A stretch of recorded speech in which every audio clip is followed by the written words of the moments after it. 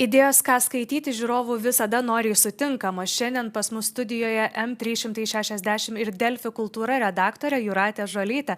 Ir mes tuo jau pat sužinosime karščiausias knygų naujienas bei kam šie skaitiniai rekomenduojami. Sveika! Labas, Fausta. Tai nuo ko mes šiandien pradedam ir ką čia bus galima paskaityti? Šiandien knygos iš ties labai įvairios, 4.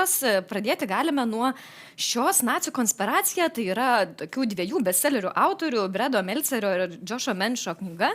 Jie abu yra tokie žinomi istorikai, ir rašantis knygas, ir kuriantis televizijos dokumentiką.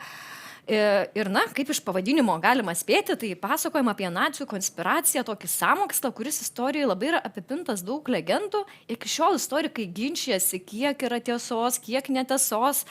Tai yra, kai Rooseveltas bando susitarti su Stalinu ir Čerčiliu, kad pakreipti Antro pasaulinio karo eigą kažkaip, ir naciai bando jiems sutrukdyti. Ir susitikimas vyksta Irane, tai irgi netikėta vieta, ir knygoje labai atskleidžiama, ir kodėl būtent tas Iranas. Ten labai toks, mažiau gal žinant keistas pasirinkimas, bet paaiškinama kokios priežastis, kodėl būtent ten, kaip jie ruošiasi, visi užkulisiai, toks jausmas, lyg musė galėtum ant sienos, kaip sako, tupėti ir klausytis, kaip vyksta tos dėrybos, diplomatiniai niuansai, kažkokie žmogiški charakteriai. Ir visi tie politiniai lyderiai, jie labai ryškus, jie turi tokį savo kiekvienas veidą, ir labai įdomiai galima skaityti kaip tiesiog romaną.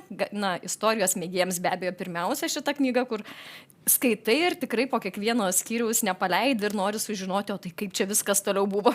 O šita knyga, ar tai yra į grožinę literatūrą įvilkta istorija, ar tai yra publicistika, ar kas tai? Ji yra paremta tikrais istoriniais šaltiniais, tai yra, manoma, kad tikra istorijos dalis, bet ir autoriai irgi neslepia, kad istorikai vis dar ginčijasi, kad kuri ten ta versija tikroji, ir, paaiškina, kad dėl to, manoma, kad buvo taip, bet iki šiol, nes kai kurie mano, kad tas sąmokslas buvo, kai kurie mano, kad naciai tik norėjo paskleisti gandą, kad jie tokio nori, tai jie visas tas versijas nagrinėja, tai yra faktais paremta, bet tokia labai lengvai skaitoma, tai tuo pačiu metu ir publicistika, ir galima tikrai kaip grožinį romaną tiesiog skaityti. Kam rekomenduotum šitą knygą? Aš žiūriu, dar nedaug apie ją domėjausi, bet man atrodo, kad aš ją tėčiui savo pirkčiau, jam istorija labai patinka.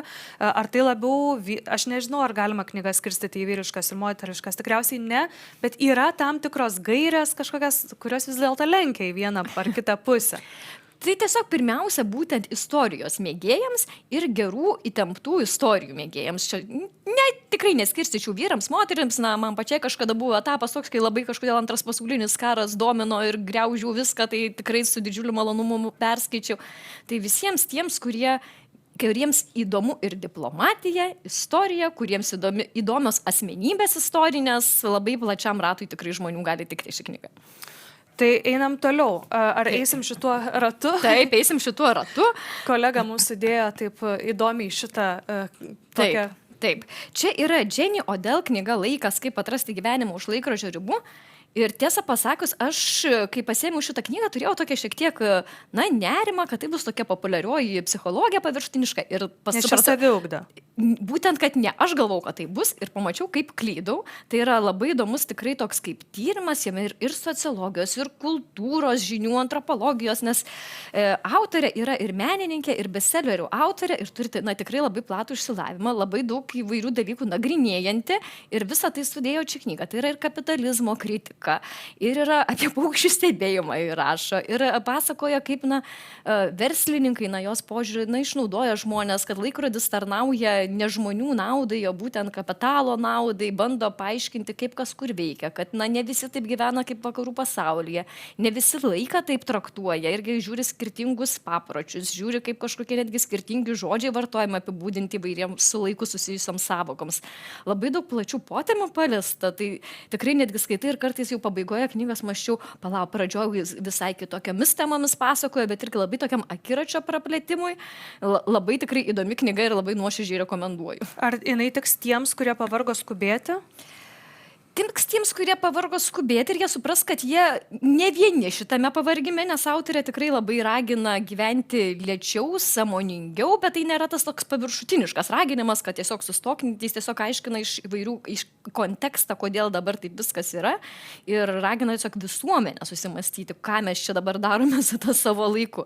Tai tiesiog, jeigu nori giliau pasižiūrėti, kodėl aš čia dabar skubu, ar man tikrai to reikia, tikrai verta. Ir turiu pasakyti, kad tai nėra lengvas kažkoks skaitinys, tai yra lėto skaitimo netgi, bet kaip ir jinai patarė, tai galima daryti dalykus neskubant, jais mėgautis, įsigilinti, pamastyti, tai tikrai verta.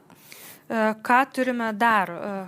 Aš nematau iš tos pusės. Čia yra, vėlgi, negrožinė mokslininko Michaelo Bentono knyga Dinozaurai, naujas žvilgsnis. Tai knyga, galima suprasti, apie dinozaurus.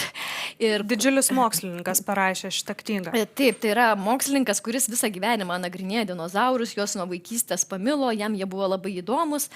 Bet ši knyga, nebūtinai tu turi būti dinozaurų fanas, nes, aš nesu, man niekada tas rytis nebuvo kažkokia išskirtinai įdomi, bet kuo jis įdomiai dėsto, kad jisai pasakoja visą savo kelią, kaip jis pradėjo nagrinėti tos dinozaurus ir kaip tai keitėsi, kokios buvo supratimas apie dinozaurus ir kaip vis naujos teorijos pakeitė kitas, jis iš esmės pasakoja, kaip vyksta mokslas. Ir tą labai įdomu pasižiūrėti, kad mokslininkai galvojo taip, bet atsirado visiškai kitos technologijos, paneigė, kaip jie ginčijasi, kaip jie pateikia kažkokius kitus įrodymus, kokios atsiranda technologijos, kur dabar jau galima pasakyti, kokios buvo spalvos dinozaurai, kokių plunksnų, nors mes galbūt dažnai įsivaizduojam, kad jie buvo be plunksnų, galima juos labai atkurti gerai, kas atrodė jo karjeros pradžioje neįmanoma. Tai tokia tiesiog labai mokslo mėgėjams knyga. Man apie šitą knygą įdomu tikriausiai netikėtas kampas. Nemanau, kad yra daug žmonių, kurie laisvalaikiu domisi dinozaurais, bet visą laiką save įdomu įmesti į tokį katilą, į kurį gal net nebūtum pagalvojęs, kad brisi ir pasidaro įdomu. Tai aš net nežinau kodėl, bet kai pamačiau, kad pristatinėsim šitą knygą, aš pagalvojau, kad yra tai, ką aš norėčiau perskaityti, nors dinozaurais paskutinį kartą domėjausi gal vaikystėje, kai turėjau tokią spalvotą knygelę apie dinozaurų rūšis, bet skamba labai įdomiai. Ką mes turim dar? Taip, ir paskutinė knyga yra jau grožinė literatūra, tai yra Sofijos Segovijos knyga Klajūnai. Ji yra ir Bičių dūzgesys knygos autorė, kuri buvo Lietuvoje tikrai labai populiari, sulaukė daug gerų atsiliepimų.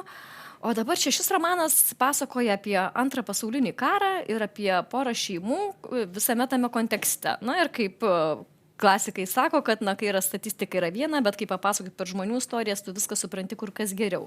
Tai kaip tos šeimos jos gyvena Rytų Prūsijoje, kaip jas užklumpa karas, kaip jos reaguoja. Tai irgi labai įdomu tiesiog pasižiūrėti iš tokios žmogiškos perspektyvos, kaip tai atrodė, kaip žmonės priėmė sprendimus, kaip jiems atrodė visas tas prasidedantis didžiulis istorinis kontekstas, kaip kai kurie irgi, ta pats Hitleris, kai atėjo į valdžią, kaip jie visai matė jį kitaip, negu dabar jau žinome, kai jau mes žiūrime iš laiko perspektyvos, kaip jis atrodė ir ką jis iš tikrųjų padarė. Ir kaip žmonėms tenka priimti labai sunkius sprendimus, ar jiems gelbėti savo šeimą, ar padėti kitam, ar gelbėtis tik savo pačiam. Tai tokia labai emociškai nelengva knyga, bet labai vėlgi lengva ranka parašyta, labai traukianti, labai įdomios tos visos peripetijos, istorijos, visgi net ir karui vykstant, žmonės bendrauja, žmonės pykstasi, žmonės įsimyli vienas kitą, tai tokioms kokybiškos grožinės literatūros mėgėjams. Aš galvoju, kad dar įdomu, kad veiksmas vyksta sąlyginai netoli nuo mūsų. Rytų Prūsija nėra mums tolima vieta, to meto Rytų Prūsija. Tai galime skaityti kaip ir apie savo beveik, kaiminystę. Taip. Lietuvos ten nepaliečia, bet yra apie Lenkiją minima, kai kur ten ir apie Kaliningrado sritį kažkur tai veiksmas vyksta. Tai tikrai irgi galima gretinti su savo istorijos žemėmis, galvoti, kad kaip pas mus čia žmonės elgėsi, kokius sprendimus priėmė ir kaip sudėtinga buvo vėlgi tos sprendimus priimti. Tai tikrai skaitydamas ir galvoju ir apie dabartinį kontekstą irgi vėlgi kaip žmonės turi apsispręsti dėl kažkokių klausimų, tai labai tokia emociškai stipri knyga. Mes dar turim porą minučių, tai aš pasinaudosiu progą. Labai mėgstu naudotis progomis laidoje. Jeigu aš paprašyčiau parekomenduoti man vieną iš šitų knygų, nes aš turiu problemą, kai mes pristatom 4, aš visų 4 noriu, o laiko turim tiek, kiek turim, ir apie laiką kaip tik irgi galima skaityti baigtinis jisai. Kurią tu man labiausiai rekomenduotum ir išskirtum, kad imk ir šitą paskaityk, nuo kurios man dabar čia pradėti? Čia be abejo, kiekvienas pagal savo skonį, mano, tai tikrai aš įsimylėjau šitą knygą Laikas, man ji labai daug davė, aš jau joje ruošiuosi ten gabaliukus, norisi cituoti, perpasakoti istorijas aprašytas, perpasakoti pavyzdžius, kuri tiesiog, labai gili ir mane labai nustebinusi, kur aš radau tikrai daug dalykų, kurių aš nežinojau, kurie tiesiog keičia tavo pasaulėžiūrą. Tai aš rekomenduočiau imti šitą, bet ir skirti jai laiko, atsidėti būtent lėtam skaitimui ir skaityti, mėgautis po gabaliuką. Tai ačiū tau už rekomendaciją, aš pažadu ją naudotis.